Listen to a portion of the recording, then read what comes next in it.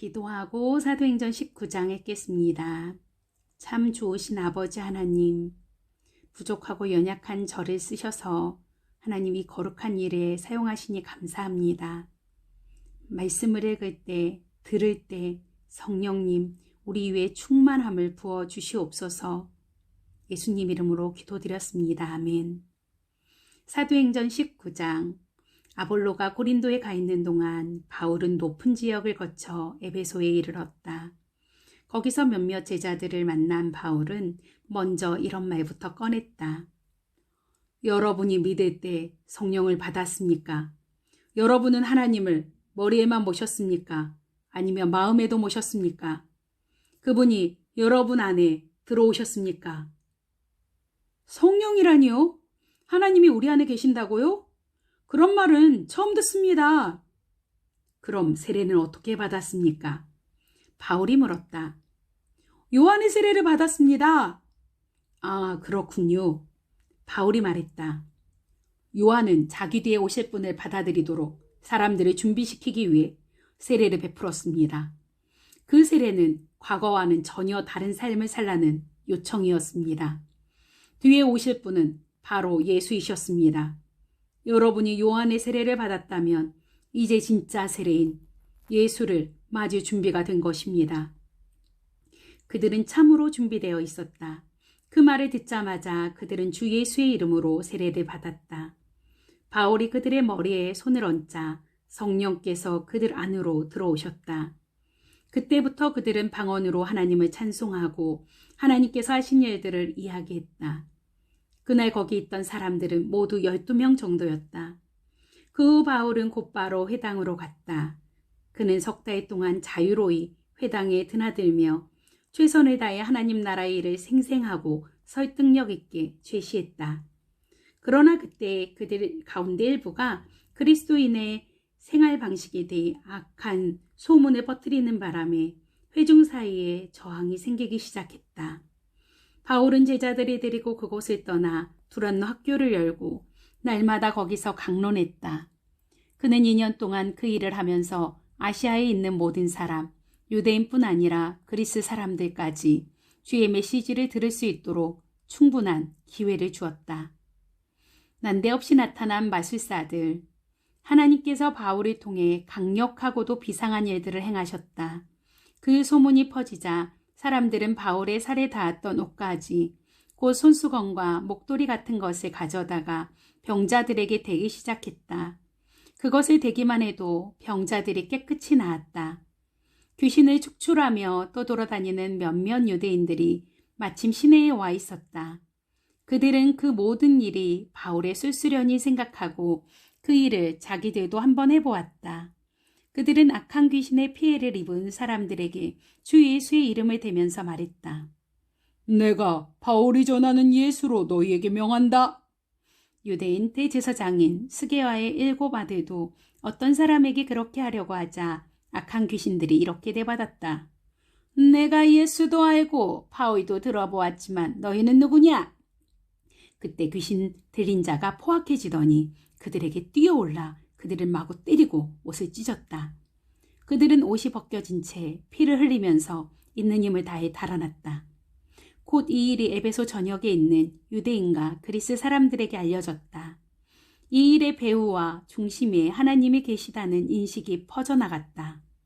바울에 대한 사람들의 호기심은 점차 주 예수를 높이는 마음으로 바뀌어 갔다.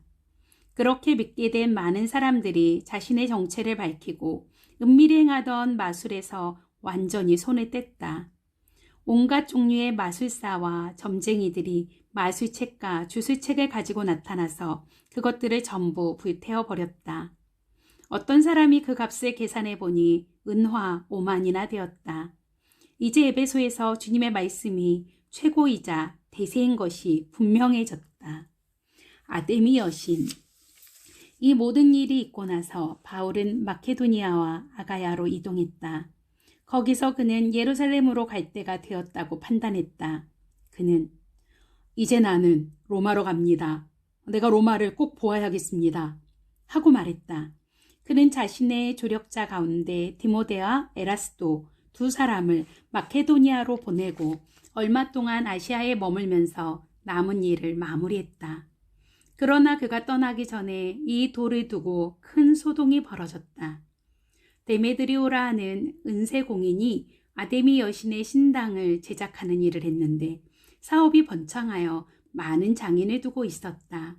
그는 자신이 고용한 사람들과 그 외에 비슷한 일로 고용된 사람들을 모아놓고 말했다. 여러분도 잘 알다시피 우리는 이 사업으로 그럭저럭 먹고 살고 있습니다. 그런데 바울이라는 자가 끼어들어 손으로 만든 신 따위는 없다고 사람들에게 말하고 다녀서 우리 일을 망치고 있습니다. 여기 에베소에서뿐만 아니라 아시아 전역에서 많은 사람들이 그를 따르고 있습니다. 우리 사업만 무너질 위험에 처한 것이 아닙니다. 아데미의 영광스러운 명성도 흔적 없이 허물어질 지경입니다. 그렇게 되면 저 유명한 아데미 여신의 신전도 틀림없이 잔해더미가 되고 말 것입니다.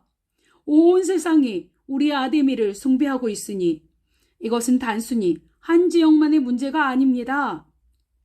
그 말에 사람들이 격분했다. 그들은 거리로 뛰쳐나가면서 에베소 사람들의 위대한 아데미여! 에베소 사람들의 위대한 아데미여! 하고 소리쳤다. 그들은 온 도시에 소동을 일으키며 경기장으로 우르르 몰려갔다. 가는 길에 바울의 동료 가운데 가이오와 아리스다고 두 사람도 잡아갔다. 바울도 경기장 안으로 들어가려고 했으나 제자들이 말렸다. 바울과 친분이 있던 그 도시의 유력한 종교 지도자들도 같은 생각이었다. 절대로 저 폭도 곁에 가까이 가서는 안 됩니다. 사람들이 저마다 이렇게 저렇게 소리치고 있었다. 그들 대부분은 지금 무슨 일이 벌어지고 있는지, 자기가 왜 거기 있었는지 모르고 있었다. 유대인들의 상황을 통제해 보려고 알렉산더를 앞으로 밀자 여러 파당들이 그를 자기네 편으로 끌어들이려고 아우성이었다. 그러나 그는 그들을 무시하고 엄숙한 손짓으로 폭도를 조용히 시켰다. 하지만 그가 입을 여는 순간 유대인이라는 사실이 밝혀지자 그들은 소리를 질러 그의 말을 막아버렸다. 에베소 사람들의 위대한 아데미여! 에베소 사람들의 위대한 아데미여! 그들은 2시간이 넘도록 계속 소리쳤다. 마침내 에베소시의 서기가 폭도를 진정시키고 말했다. 시민 여러분, 우리의 사랑하는 도시 에베소가 영광스러운 아데미와 하늘에서 직접 떨어진 신성한 석상을 지키는 도시인 것을 모르는 사람이 어디 있습니까? 이것은 부인할 수 없는 사실이니 여러분은 자중하십시오. 이런 행동은 아데미에게 어울리지 않는 행동입니다. 여러분이 여기로 끌고 온 이 사람들은 우리 신전이나 우리의 여신에게 해를 끼친 것이 하나도 없습니다. 그러니 데메드리오와 장인조합은 민원이 있거든 법정에 가서 원하는 대로 고발하면 됩니다.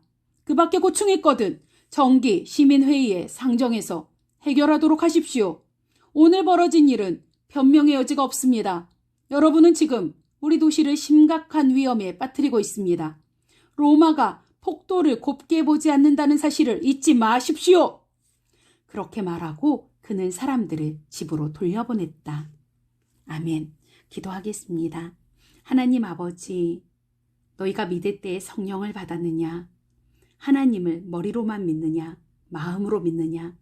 바울의 그 질문에 하나님 저희가 담대하게 우리는 마음으로 하나님을 믿고 성령을 받았습니다. 고백하는 저희들이 될 수 있도록 도와주세요. 예수님 이름으로 기도드렸습니다. 아멘. 함께 복음을 살아요. 또 만나요.